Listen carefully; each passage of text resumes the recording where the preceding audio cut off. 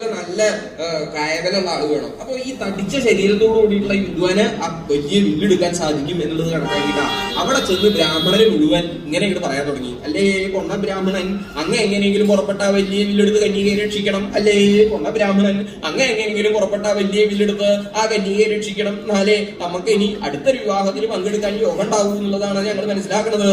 അങ്ങൊന്ന് പുറപ്പെടണം എന്നുള്ളത് പറഞ്ഞത് ഇവര് ചെന്ന് പറയണത് വേറെ ആരോടുമല്ല. ആരോടാണ്? ഭീമസേന.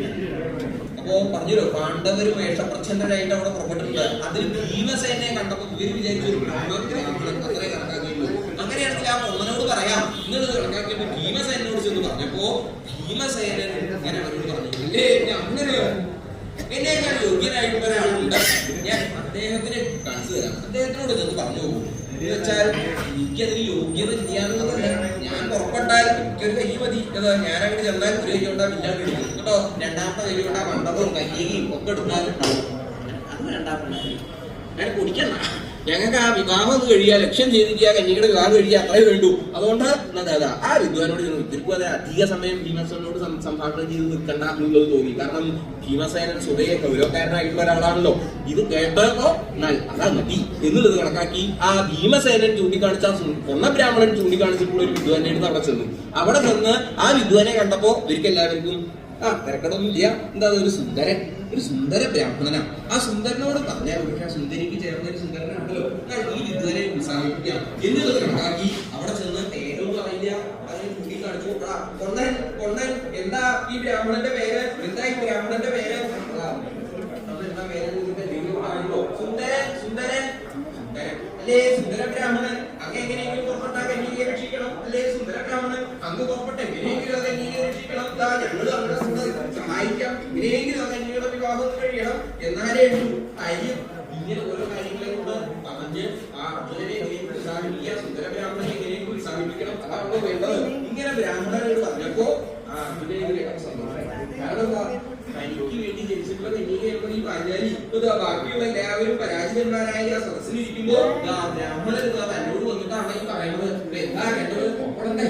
അദ്ദേഹം ആ ജ്യേഷ്ഠനായിട്ടുള്ള ധർമ്മപുത്രനെ കുറച്ച് മാറിയിരിക്കുന്നുണ്ട്. അദ്ദേഹത്തിന്റെ പുറത്തു നോക്കിയപ്പോ അദ്ദേഹം അർജുന താമസിക്കല്ല, പുറപ്പെട്ടോളൂ എന്നുള്ളത് അദ്ദേഹത്തിന്റെ ഒരു മൗനാനുവാദം അതാണ്ടായില്ലേ. അത് കിട്ടിയപ്പോ അർജുനന് സന്തോഷമായി. മാത്രമല്ല ആ സദസ്സില് സഭാമധ്യത്തിൽ ഭഗവാൻ സ്വാമി ശ്രീകൃഷ്ണൻ അദ്ദേഹം ഇരിക്കുന്നുണ്ട്. അദ്ദേഹത്തിന് അറിയാം തന്റെ ഭദ്രനായിട്ടുള്ള അർജുനൻ അവിടെ ഇരിക്കുന്നുണ്ട്, ഒരു അബദ്ധം പറ്റിയില്ലാതിരിക്കുന്നു എന്നുള്ളത് അദ്ദേഹത്തിന് അറിയാം. അദ്ദേഹത്തിന്റെ മുഖത്ത് നോക്കിയപ്പോ മൗനാനുഗ്രഹം അതാണ്ടായില്ല. അത് ഭക്തനും ഭഗവാനും മാത്രം അറിയണതാ. അങ്ങനെയുള്ള മൗനാനുഗ്രഹം കൂടി കിട്ടിയപ്പോ വേറെ ആയിരിക്കും ഈ യാഥാർത്ഥ്യം അറിയില്ലല്ലോ. അങ്ങനെ അർജുനൻ പതുക്കെ അവിടെ നിന്ന് എണീറ്റു. എണീറ്റപ്പോ ബ്രാഹ്മണർക്ക് മുഴുവൻ സന്തോഷമായി. ആ സുന്ദരൻ എണീറ്റു, പുറപ്പെട്ടു, നമുക്കും പുറപ്പെടാം. അവരും ഉത്സാഹികളായി തീർന്ന് അർജുനന്റെ കൂടെ പുറപ്പെടാൻ വേണ്ടിയിട്ട് പോകാനായി.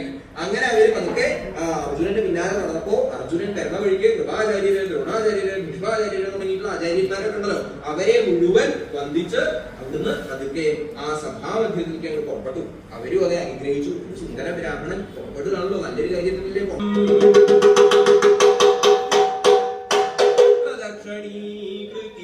ആ വലുതായിട്ടുള്ള വില്ലിനെ പ്രദക്ഷിണം വെക്കുകയുണ്ടായത്. ഇതാണ് കണ്ടപ്പോ ബ്രാഹ്മണർക്ക് സന്തോഷമായി. കാരണം ഇതുവരെ ഇങ്ങനെ ഒരു പ്രവൃത്തി ആരും ചെയ്യലുണ്ടായിട്ടില്ല.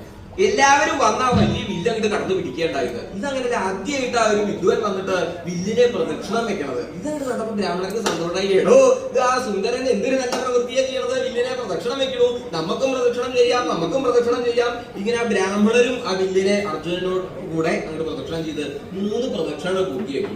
3 പ്രദക്ഷിണങ്ങൾ പൂർത്തിയാക്കിയപ്പോ പിന്നെന്താ അർജുനൻ ചെയ്യുന്നത്? നമസ്കരിച്ചു. അതാണ്ടായി. ഇതൊക്കെ കണ്ടപ്പോ ബ്രാഹ്മണരുടെ സന്തോഷം വല്ലാതെ കണ്ടു വർദ്ധിച്ചു. ഇതുവരെ ഇങ്ങനെ പ്രവൃത്തി ആരും ചെയ്തിട്ടില്ല. ആ വില്ലിനെ നമസ്കരിക്കുക, എല്ലാവരും വന്ന് അത് എടുക്കാൻ വേണ്ടിയിട്ട് പ്രയത്നിച്ചപ്പോ അതിന്റെ മുകളിൽ മറഞ്ഞു വീണ് നമസ്കരിക്കുക എന്നല്ലാതെ ആദ്യം വന്ന് അതിനെ നമസ്കരിക്കലുണ്ടായില്ല. നമസ്കരിക്കുക പറഞ്ഞാൽ എന്താ മനസ്സിലായോ? നമസ്കരിക്കുക എന്നൊക്കെ പറഞ്ഞാൽ അവിടെ നമസ്കരിക്കുക എന്ന് പറഞ്ഞാൽ ബഹുമാനിക്കുക എന്ന് വെച്ചാൽ തന്നേക്കാൾ യോഗ്യനായിട്ടുള്ള ഒരാള്, യോഗ്യതയുള്ള ഒരു വസ്തു, ഇതിനൊക്കെ കണ്ടാൽ യോഗ്യന്മാരായിട്ടുള്ള ആളുകളാണെങ്കിൽ ഒന്ന് ബഹുമാനിക്കുകയില്ലേ. അതാണ് നമസ്കാരം എന്ന് പറഞ്ഞാൽ. ഇതൊക്കെ വീഴാണെങ്കിലും കൂടി മരത്തിട്ടേ വീഴും. കാരണം എന്താ, കവിന്ന് വീണ നമസ്കാരമായെങ്കിലും ഒന്ന് പേടിച്ചിട്ടേ അങ്ങനെയുള്ള ആളുകളും ഉണ്ടാകും കൂട്ടത്തില് ഇല്ലാന്നുള്ളതല്ല. അപ്പോ അതല്ല, യോഗ്യന്മാരായിട്ടുള്ള ബ്രാഹ്മണര് അവര് എന്നാൽ നമുക്ക് നമസ്കരിക്കാം ആ സുന്ദരന്റെ കൂടെ എന്ന് വിചാരിച്ച് നമസ്കരിക്കാൻ വേണ്ടിയിട്ട് ഭാവിച്ചപ്പോഴാണ് മന്ത്രം നിശ്ചണ്ടോ? മന്ത്രം വില്ലിനെ നമസ്കരിക്കാനുള്ള മന്ത്രം നിശ്ചണ്ടോന്ന് അത് ഇതുവരെ ധരിച്ചിട്ടില്ല. ഏത് കാരണം ബ്രാഹ്മണരായിട്ടുള്ള ഇവരിപ്പോ വില്ലിനെ നമസ്കരിക്കേണ്ടി വരും എന്നുള്ളത് കാലം വരെ വിചാരിച്ചിട്ടില്ല. അപ്പൊ വില്ലിനെ നമസ്കരിക്കാനുള്ള മന്ത്രം സാധാരണ ആവശ്യമുള്ള മന്ത്രം തന്നെ തോന്നാറില്ല. ഇനിയിപ്പോ വില്ലിനെ നമസ്കരിക്കാനുള്ള മന്ത്രം, വില്ലിനെ നമസ്കരിക്കാനുള്ള മന്ത്രമൊന്നുമില്ല. മന്ത്രം ഇല്ലാതെ എങ്ങനെയാ നമസ്കരിക്കുക? അങ്ങനെ ഫലം ഉണ്ടാവുമോ? ആ സുന്ദരന് കന്യായി കിട്ടണ്ടേ? മന്ത്രം അറിയില്ലെങ്കിൽ ഇനിയിപ്പോ എന്താ ചെയ്യാ? മന്ത്രം അറിയില്ലെങ്കിൽ പറഞ്ഞാൽ ഉണ്ടാക്കുക മന്ത്രമൊക്കെ ഉണ്ടാക്കാൻ പറ്റുമോ? അതൊക്കെ അറിയില്ലെങ്കിൽ എന്താ ചെയ്യാ? ഉണ്ടാക്കില്ലാണ്ട് മന്ത്രമൊക്കെ അങ്ങനെ അതൊക്കെ പറ്റും. ആരാ മന്ത്രം ഉണ്ടാക്കാൻ? അത് കവിതാവാസന ആളുകൾക്കൊക്കെ പറ്റും. കവിതാവാസനയോ എന്ത് വാസനയാണോ? അങ്ങനെ ഒരു വാസന ഇതുവരെ ഉണ്ടായിട്ടില്ലല്ലോ. അതല്ല, കവിത രചിക്കാനുള്ള കഴിവുള്ള ആളുകൾക്ക് ഈ മന്ത്രമൊക്കെ ഉണ്ടാക്കാന്നുള്ളതാണ്. അങ്ങനെയാണോ? എന്നാൽ രസികന്മാരായിട്ടുള്ള ബ്രാഹ്മണരുടെ ഇടയിൽ അതിന് കുറച്ച് കഴിവുള്ള ആളുകളൊക്കെ ഉണ്ട്. അപ്പോഴാ ഒരു വിദ്വാൻ ഞാനൊരു മന്ത്രം രചിച്ചിട്ടുണ്ട്, എത്ര വേഗം നിമിഷ കവി എന്നൊക്കെ പറയില്ലേ, എത്ര വേഗം മന്ത്രം ഉണ്ടാക്കുക എന്ന് ചോദിച്ചാൽ അർത്ഥമൊക്കെ ഉണ്ടോ? അർത്ഥമൊക്കെ ഉണ്ടോ? ഞാൻ നല്ലൊരു മന്ത്രം നാട്ടെ കേൾക്കട്ടെ, വേഗം ഉപദേശിക്കുക, എല്ലാവരും ശ്രദ്ധിച്ച് കേൾക്കണം. ഞാൻ മന്ത്രം ഉണ്ടാക്കിയിട്ട് എല്ലാവരും ശ്രദ്ധിച്ച് കേൾക്കട്ടോ. എന്താ അത്? അംഗഭംഗ വിധായിനെ ഉച്ഛണ്ഡതര കോദണ്ഡ പ്രകാണ്ഡായ നമോ നമഃ.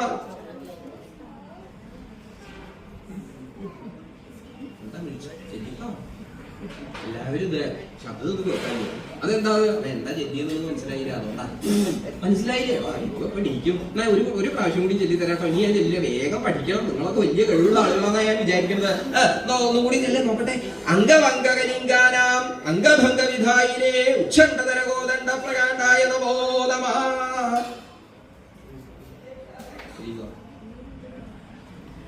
എല്ലാത്തിനും ബുദ്ധിമുട്ടാവും. എന്തൊക്കെയോ ശബ്ദമൊക്കെ കേൾക്കുന്നുണ്ട്. അംഗവാ എന്താ അർത്ഥം എല്ലാം പറ്റും തോന്നില്ല. എന്നാൽ അർത്ഥം അറിഞ്ഞിട്ടെങ്കിലും അതൊക്കെ എന്തെങ്കിലും ചെല്ലി പറഞ്ഞ് നമസ്കരിക്കാനോ അതോ താൻ വയറ് വന്ന് വിളിച്ചു പറയാനോ അതൊന്നല്ലോ. ഞാൻ അങ്ങനെ വയറ് വന്ന് വിളിച്ചു പറയണോ? അതൊന്നല്ല. അതിനും അർത്ഥമൊക്കെ ഉണ്ട്.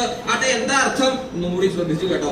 അംഗഭംഗ കലിംഗാനാം അംഗഭംഗ വിധായിനെ അംഗൻ വങ്കൻ കലിംഗൻ തുടങ്ങിയിട്ടുള്ള രാജാക്കന്മാർക്ക് അംഗഭംഗം വരുത്തിയിട്ടുള്ള ഉച്ഛണ്ഡതര കോദണ്ഡ വലുതായിട്ടുള്ള വില്ലിന് നമസ്കാരം. പറയുള്ളൂ അങ്ങനെ പറഞ്ഞ് നമസ്കരിച്ചാൽ മതിയോ? കേക്കട്ടെ, ശബ്ദം ഉണ്ടാക്കാൻ കേക്കട്ടെ. അംഗവംഗകലിംഗാന മതി മതി. ഇനി ഇത് പഠിച്ചിട്ട് അടുത്തതല്ല. അംഗവല്ലടോ അംഗവംഗകലിംഗാന അംഗവംഗകലി കലിയല്ല അംഗവംഗകലിംഗാന അംഗവംഗകലി. ഇത് നേരെ തോന്നില്ല. ഒരു മനുഷ്യ ഈ പ്രവർത്തിക്ക് വരുമോ? വേറെ എന്തിനൊക്കെ പോകും? ഇത് പഠിക്കാൻ പറ്റില്ല. ചെറിയ മന്ത്രം വല്ലതും ഉണ്ടോ നിങ്ങളെടുത്ത്?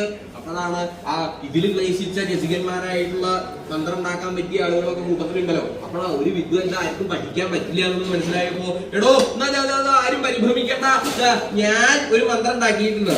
ഇതങ്ങോട്ട് പഠിച്ചാൽ ചെറിയൊരു മന്ത്രം, അത്ര ഒന്നും ബുദ്ധിമുട്ടില്ല. ഇതങ്ങ് പഠിച്ചാൽ നമസ്കരിക്കാം. സമാധാനായി. കേക്കട്ടെ, എന്റെ മന്ത്രം ഇതുപോലുള്ള ബുദ്ധിമുട്ടുള്ളതാണെന്ന് അറിയില്ലല്ലോ. ഒന്ന് കേക്കട്ടെ, എന്താണ് എന്റെ മന്ത്രം? ആ വിദ്വാൻ ഉറക്കെ ഉപദേശിച്ചു എല്ലാവരും കേൾക്കാൻ വേണ്ടിയിട്ട്. എന്താണ്? ജരാസന്ധന്റെ പല്ല് കളഞ്ഞില്ലായ നമഃ. കാരണം അർത്ഥം കേട്ടപ്പോഴാണ് മനസ്സിലായത് എങ്ങനെ ഈ മന്ത്രം ഉണ്ടാക്കാന്ന്. എന്നാ സമാധാനായി.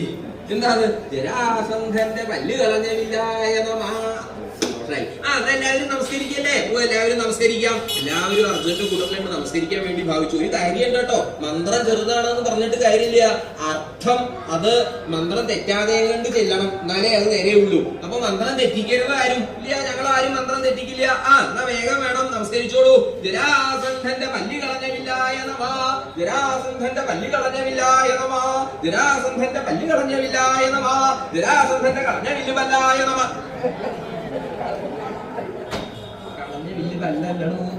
പല്ല് കളഞ്ഞവില്ലായ നമഃ. അങ്ങനെയല്ലേ? അങ്ങനെയാണ്. അങ്ങനെ തന്നെയാണ് ചെല്ലിയത്. അങ്ങനെ തന്നെ രണ്ടാമത് തരും ഞാൻ. വേഗം ചെല്ല. ജരാസന്ധന്റെ പല്ല് കളഞ്ഞവില്ലായ നമഃ. ജരാസന്ധന്റെ പല്ല് കളഞ്ഞവില്ലായ നമഃ. ജരാസന്ധന്റെ പല്ല് കളഞ്ഞവില്ലായ നമഃ. ജരാസന്ധന്റെ കളഞ്ഞവില്ലുമല്ലായ നമഃ. ജരാസന്ധന്റെ പല്ലുമില്ലായ നമഃ. ജരാസന്ധന്റെ വില്ലുമല്ലായ നമഃ. ഇങ്ങനെ തെറ്റിച്ചിട്ടും തെറ്റിക്കാതെ മന്ത്രം ഉത്സാഹമായിട്ട് ചൊല്ലി. കാരണം ഇനിയിപ്പോ നേരെയാക്കാൻ പുറപ്പെട്ട നേരെയില്ല, അത്ര നേരമൊന്നുമില്ലേ. കാരണം ഈ മന്ത്രം ചൊല്ലി നമസ്കരിക്കുന്നതിന്റെ ഇടയില് അർജുനന്റെ അവസ്ഥ എന്താണെങ്കിൽ വേറൊന്നുമില്ല, അർജുനനെ നമസ്കാരമൊക്കെ പൂർത്തിയാക്കി ഇങ്ങോട്ട് എണീറ്റ് ആ വലുതായിട്ടുള്ള വില്ലൻ കെടുത്തു. സാധാരണക്കാരനല്ല, വലിയോ വീരേന്ദ്രകുമാരനാണ്. വീരേന്ദ്രകുമാരന് ഇടത്തിനും വലത്തിനും ഒരുപോലെ സ്വാധീനമായിരുന്നു എന്നുള്ളത് കേട്ടിട്ടില്ലേ? അങ്ങനെയുള്ള വീരേന്ദ്രകുമാരന്റെ ആ ദേവേന്ദ്രന്റെ പുത്രൻ അർജുനൻ, അദ്ദേഹം അതികേവനായിട്ടുള്ള ആളാ. മാത്രമല്ല അദ്ദേഹം ആ വില്ലങ്ങോട്ട് എടുത്ത് വലിയ വില്ല് എറിഞ്ഞു പിടിക്കുകയാണെന്ന് പറയാൻ ശരീരം വളരെ കളിയായിട്ടാ. അതെന്താ അദ്ദേഹത്തിന് സാധിക്കുന്നത്? ഇടത്തെ കയ്യിലും വലത്തെ കയ്യിലും സ്വാധീനം ഉണ്ടെന്ന് പറഞ്ഞിട്ട് കാര്യമില്ല, രണ്ടിനും ബലമില്ലെങ്കിലോ